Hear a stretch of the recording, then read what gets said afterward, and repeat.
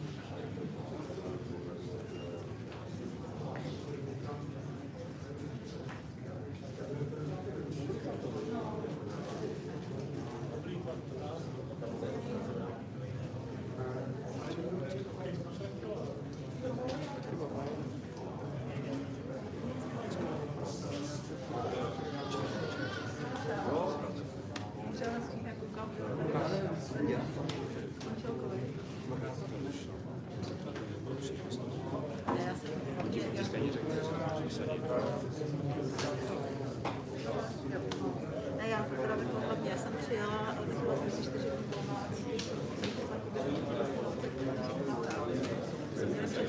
tak já bych tak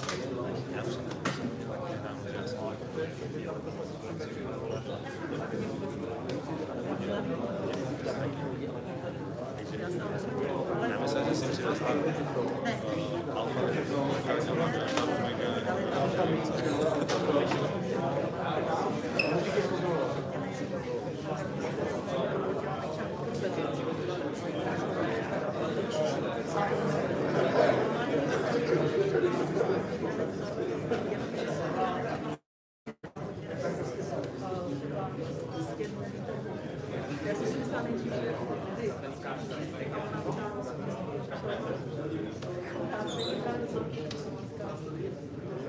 nevím, co by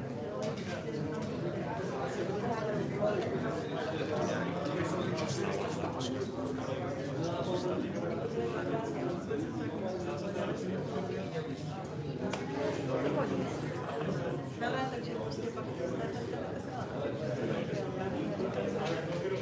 že si vůbec má jenom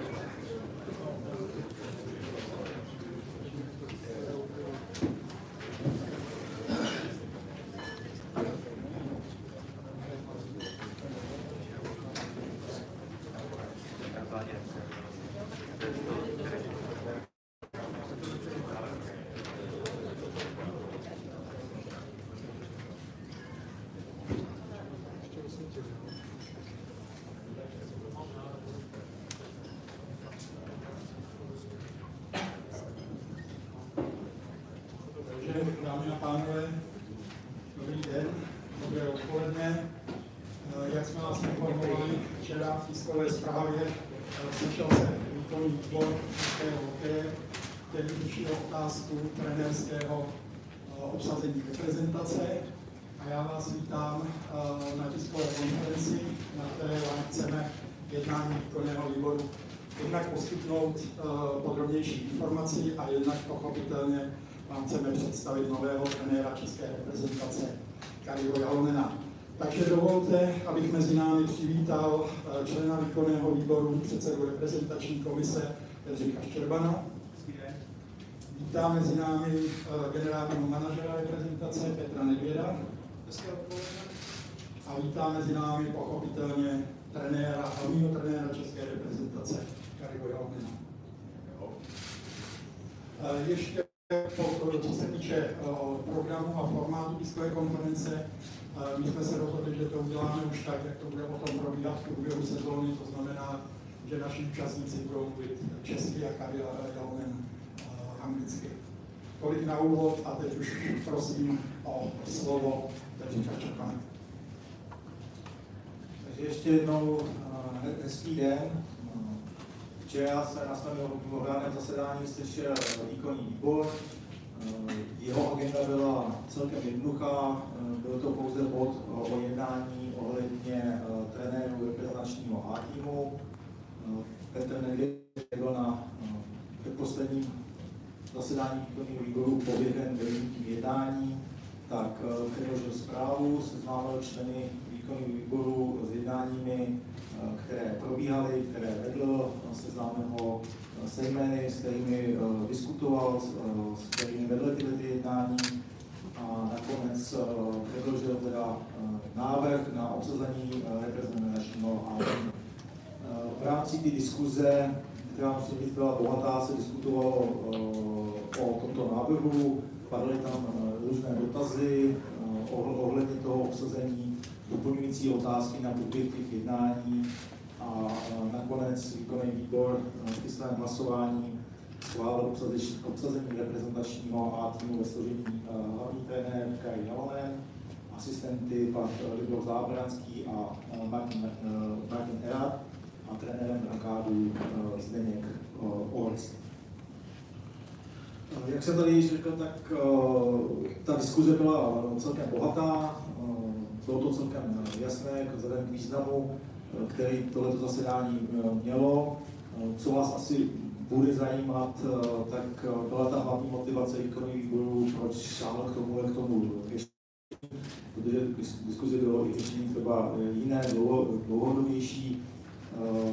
Přiklonil se výkonný výbor k názoru, že potřeba v dohledné době v podstatě zajistit výsledky reprezentačního A týmu a proto šel cestou, kdy zvolil zkušeného trenéra, který vlastně má renomé a má za sebou i výsledky a to samé asi můžeme říct i o jejich asistentech.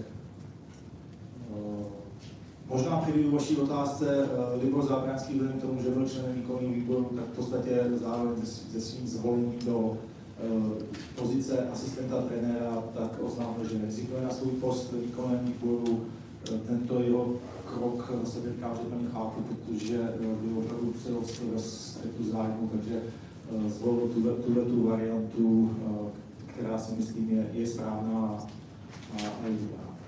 Takže to je asi za mě všechno, případně pak, pokud budete mít nějaké dotazy, tak odpovím.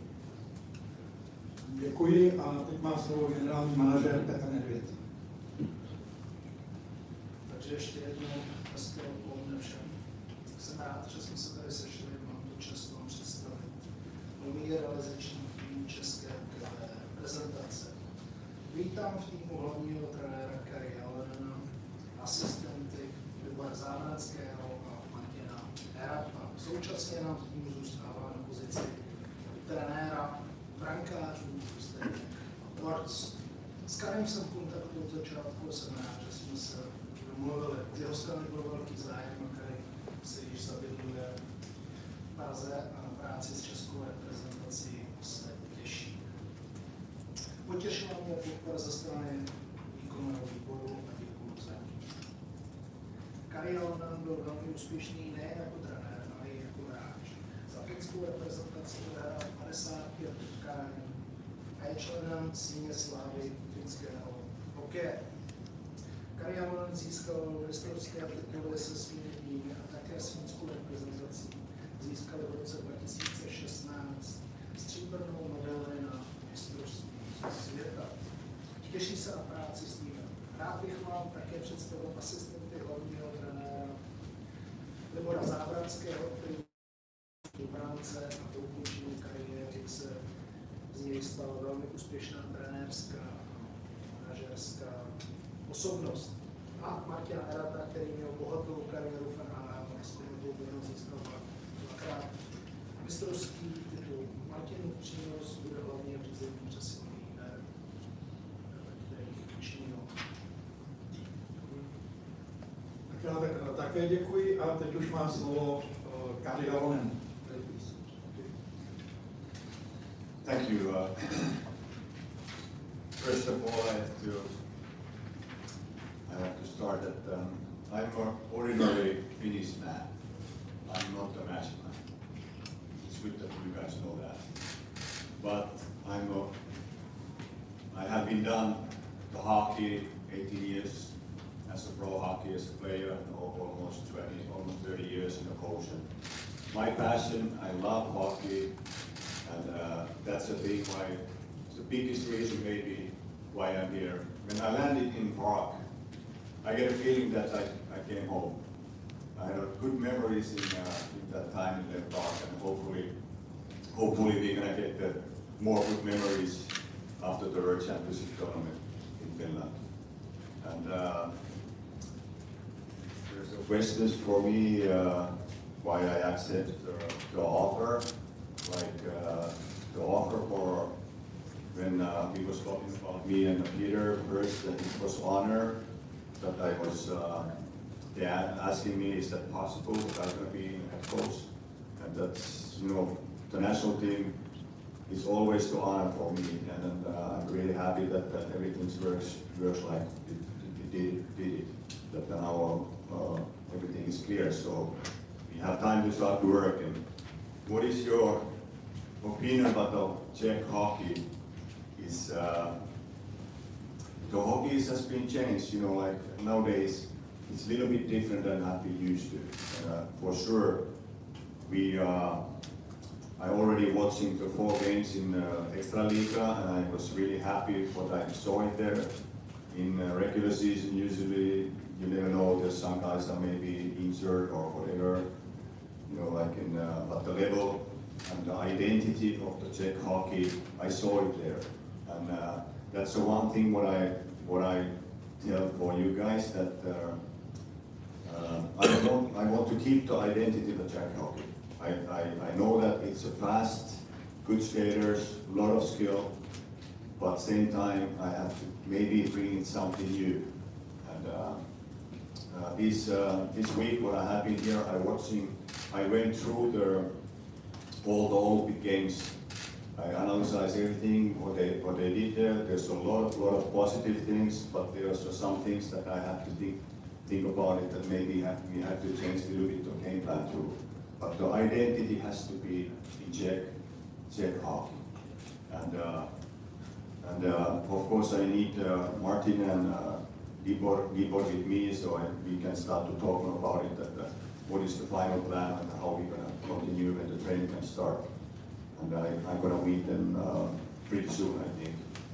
So what are the goals? What do you want to achieve? You know, like if you go to World Championship tournament, only goal is to win the gold medal. Because all the clubs, you know, the teams would go in there, for sure they have a chance to win the gold medal. But you know, we have to have the dreams, and I want to have a dream too, that we're gonna reach the playoff spot, and then we're gonna reach the final, and then won the championship. But I can't promise that. But you know, like it's so thin line there in their words that, you know, everything is possible. What will be the first steps? I think that the last one is, like we have been talking about it, me and Peter, we have been talking about it to a lot of our players, and we went through the program for the training camps, and we started watching games today, 2 preseason games, and then I will see the more and more the players, and I getting used to it, what kind of players we have a chance to take in the first training camp in end of this month. Thank you very much. Já také děkuji za úvodní vystoupení. Teď už, dámy a pánové, je prostor pro vaše dotazy. Chci vás pouze požádat, protože hlavně kamer je tady dneska hodně, tak prosím píšící novináře, aby svoje dotazy pokládali tady z pléna. Potom, až bude hlavně Kari Jalonenem odpovídat na individuální dotazy, tak to bude určeno především pro kamery. Takže, dámy a pánové, můžete se ptát, já jenom pojdu tady stranou, abych vás udělal. Takže prosím, pokud jsou dotazy. Jestli na Kari Jalonenem. Please, who gave you the first offer to coach the national team, and when it was?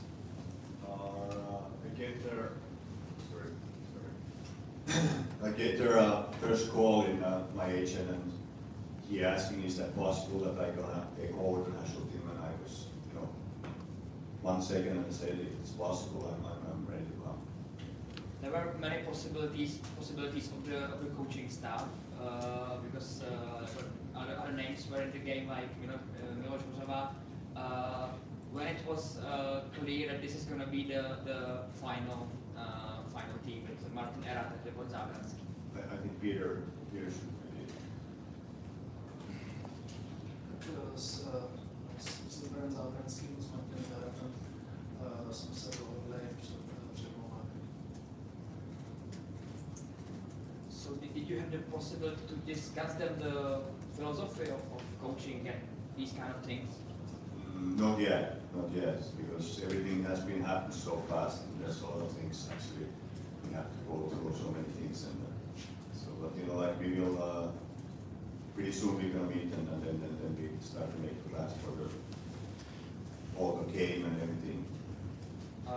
mentioned that you would like to still have the Czech DNA, I would say, and you do like to bring something new.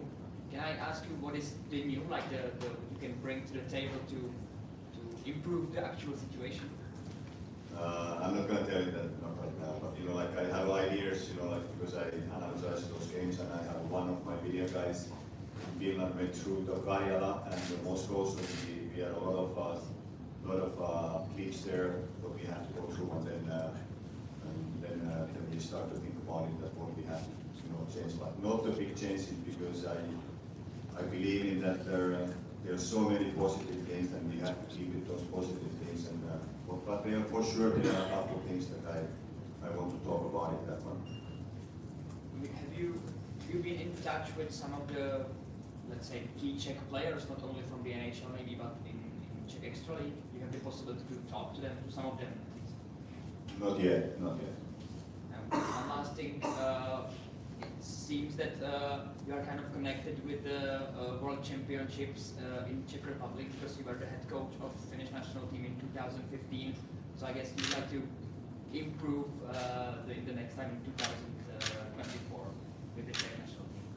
Yeah, it's you know, like now I have to put in all the effort right now. You know, like it's like jumping in a train is moving.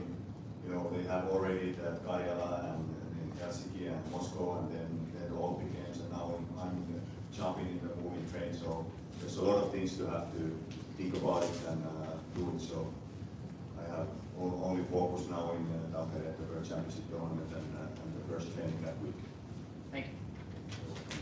Já také děkuji. Další dotazy, prosím. Tady, prosím. Hello. What are your memories of Lech Prague? You reached final, so how do you remember this season? Wow, it was amazing year for us, the whole team. And the biggest memory was like when we played in 02, you know, like 18,000 people that they jumping there, you know, cheering when we scored a goal. And, you know, the fans went crazy, and I think they're even in the Prague people, you know, like in Prague, they finally find us in the playoffs, and kind of like it was really sad that we went to the game 7 and we lost, that we couldn't bring that Kari Cup, but you know, like that's still, you know, it's a great memory for me, and it's one of the top highlights in my life in hockey. And do you know the story of Kari Jalonenem? He is the head coach of Slovakia. He's a Canadian coach. It is good inspiration for you to win a medal with Czech Republic. Of course, you know, like he has been done a good job there. I think he has been there maybe 3 years, and now they got bronze medal in all the games, and you know, like the coaching staff what we have been building, and you know, like I believe we have enough. Everything we have enough knowledge and experience and character to help the players to win the medal too. You're welcome. Děkuji. Jsou další dotazy? Tak prosím ještě. Můžu pokračovat na Petra Nedvěda. Trenér Kari Jalonenem říkal, že s Ligorem Zábranským a s Martinem Eretem ještě úplně nehovořil o té spolupráci. Měl Kari Jalonenem možnost do výběru těch asistentů promluvit při tom výběru tvoření toho týmu? Samozřejmě, že jsme se s Karem bavili a těch kandidátů tam bylo víc, ale nakonec jsme se shodli, že Martin Hera a Igor Zábranský je ten správný fit. Samozřejmě, že jsem to díval s Karem a Karem byl, řekl, který snad je rád, že měl takovýhle asistenty na střídnici. Ještě otázka, když jsme tady byli na tiskové konferenci, jste zmiňoval, že pro některý členy výkonného výboru je právě průchozí hlavní trenér z ciziny, pokud bude mít český asistent. ta podmínka platila i vlastně do dneška, že teď jsme tím počítal ten výběr. Díky. Děkuji. Jsou další dotazy? Pane Štěpane, se chci jenom zeptat, jestli už je jasno o nástupci Libora Zábronského ve výkonném výboru, nebo ještě ne?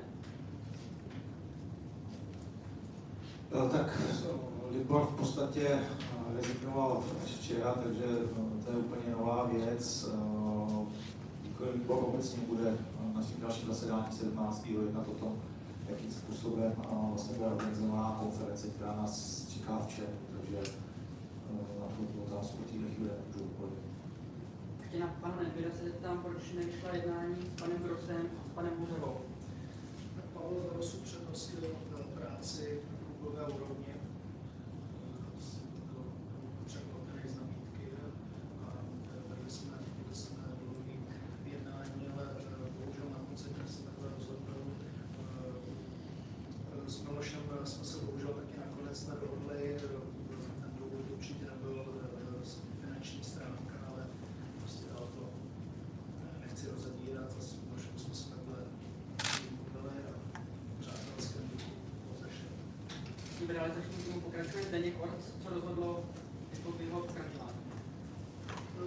Tak Zdeněk Orc dlouhodobě odvádí vynikající práci v Litvínově. I přes neúspěšnou olympiádu s reprezentací je za Zdeňkem vidět kus odvedené práce. Já si myslím, že tam už na správný cestě. Děkuji, prosím. Ale Petře, on za konference, já si chci zeptat, jestli po olympiádě říkal, pojďme si nalít čistého vína, že už nejsme tam, kde jsme bývali, už v podstatě neměli bychom mluvit o zlatý medaili. Předchůdce Kari Jalonenem Filip Ešán říkal, pojďme brát třeba úspěch postup do čtvrtfinále, jak se ti pak poslouchá, když nový trenér přijde a řekne, že chce zlato z mistrovství světa. Jak na to nahlížíš? To má velice pozitivně, protože nepatříme mezi úplnou špičku. Už nějaký pátek je realita, to neznamená, že nemůžeme přivést medaily. Prostě názorná ukázka Slováci, kdyby si před olympiádou sedělo, že přivezou medaily, asi nikdo. Takže já si myslím, že ten hokej je dneska tak vyrovnaný, že skoro všichni tým, který ještě nějaký výjimky samozřejmě, protože já mistrovství máme pár slabších mužstev, ale na té olympiádě opravdu nebylo slabý mužstvo, které Slováci přivezli medaily, což samozřejmě pro ně má asi cenu zlata, asi dlouho budou slavit, ale i z toho důvodu, jak vidím, kdy jsme nemohli přijít. Já si myslím, že to je jasný clear message pro všechny, že tu medaili chceme a uděláme pro maximum. To byl ještě tvůj záměr, mít ten cyklus takhle delší, aby trenéři dostali smlouvu až do toho domácího šampionátu. Samozřejmě, že chceme mít trenéry, konečky, prostě na každý mistrovství je s jiným trenérem, takhle se nedělá práce. Máme tady 3 vynikající trenéry, jak už jsem tady zmínil, Kari tady má bohatou kariéru za sebou, nebo závěrec Martina, má vynikající kariéru, samozřejmě na střídece pořádně nastala, ale ten přínos si myslím, že bude pozitivní. Přesilovky má výhody jiný, takže já si myslím, že tady máme vynikající 3 trenéry a musíme jim dát taky prostor. Není trochu risk přivádět Martina Rata rovnou k reprezentaci, když je to, ať už koukám na hráčskou kariéru, když pomineme, ale jako trenér absolutně neskušený. Jak jsem již zmiňoval, Martinův přínos je hlavně řízení přesilových her, jeho hráčské zkušenosti v tomhle směru budou velmi přínosné, takže o ně nemám strach. Děkuji. Já také děkuji. Další dotazy, pokud jsou. Prosím. When will the first training camp start? Do you know?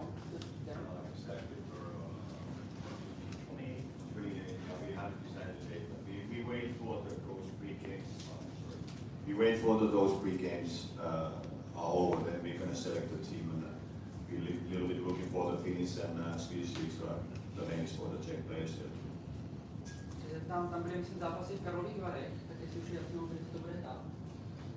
To zodpovím s dovolením já. Ještě některá místa se upřesňují, tiskovou zprávu dostanete začátkem příštího týdne, ale je tam první je dvojutkání s Rakouskem, potom je dvojutkání s Německem, potom je dvojutkání se Slovenskem, české hokejové hry a švédské hokejové hry. Místa už jsme těsně před finalizací smluvních dokumentů, takže věříme, že začátkem příštího týdne vám to dáme z místě, kde se bude hrát. Další dotazy? Prosím. Já bych měl na pana Červená, Robert Sára z konference. Vy jako zástupce výkonného výboru, jestli byste mohl říct, jestli ty změny, které tady vidíme u A týmů, se budou třeba projevovat i u 20, u těch dalších reprezentačních týmů, jestli dojde ke změně na trenérských postech u 20 a u těch dalších kategorií. Jestli dojde ke změně, to asi já nemůžu předvídat, nicméně v současné době jsou pověření lidé z výkonného výboru, aby se zabývali a předložili návrh vlastně u mládežnických kategorií. A samozřejmě proto se bude probíhat diskuze a výkonný výbor se na základě toho nějakým způsobem rozhodne. Děkuji. Další dotaz? One more for head coach, please. You've talked about it before, but how do you perceive the Czech hockey in the current situation? Because the last couple of years were really successful. Put it like that. We have to be honest that in the World Championship and Olympic Games, it's a really thin line to win the games and lose the games. I had a feeling that we like I talked about those little changes, that those helping us to be in a positive way. Those little details what I want to change. And you know, like I said, you know, like in Czech team usually they have always chance to win the medal from tournaments. But the hockey has been changed, and we have to change that little bit too, and following the kind of that what's going on there. And but I can't like pessimize now what are those things. But you know, like it's a so thin line there. I just talked with Kari Jalonenem today, the head coach in the Finnish national team, and he said they have been winning all those key games all in the one goal, and that's we have to change too. You know, like that you are on the positive, you score one goal more than the opponent team, but that's how it is. One other thing, the days before your appointment, Jaromír Jágr was calling for a bigger impact of yours for the Czech hockey, not only for the national team, but also for other younger categories. Was there any kind of discussion that you would also use your experiences for, I would say, improving of the youth system of young categories of players? Of course, I want to keep my knowledge for there too, and I have a plans to do, like after our World Championship tournament, and I analyze and we that what happened there. I want to bring that in extra liga coaches, and then I don't want to partner them right now because the playoffs start. But after their season, you know, like then I have time to meet them and talk about it, that where the hockey, international hockey is going. And then in August they're gonna be under 20 World Championship tournament in Edmonton, and I want to be there, to see how under 20 guys playing, and I think we should do the same thing there. We analyze after the tournament, and let's go. Then we can go to the clubs and the coaches, that they're gonna get the information that where the hockey is going, and I think that's the one thing what I want to help to federations doing. How do you feel about the fact that this current and next World Championship is going to be in Finland, in your Finland, so you are coming there as a head coach of another national team? It's going to be a strange feeling. No, it's gonna be fun there for sure. And we are same group in Finland in Tampere, so there's the last game in the regular season, the regular game is before the players start there. It's against the Finland, so it's gonna be for sure. It's gonna be a special day for me. Thank you. Jsou ještě nějaké dotazy? Pokud nejsou a já nevidím, tak dovolte, abych vám poděkoval. Děkuji našim hostům. Jenom organizační otázka, teď rozhovory, pokud mají zájem televize. Jeden roll tady vyčleníme pro partnery, pro Českou televizi a pro Hokej.cz. Ostatní televize budou mít druhý roll a hosté se před nimi přidají. Ještě jednou vám děkuji.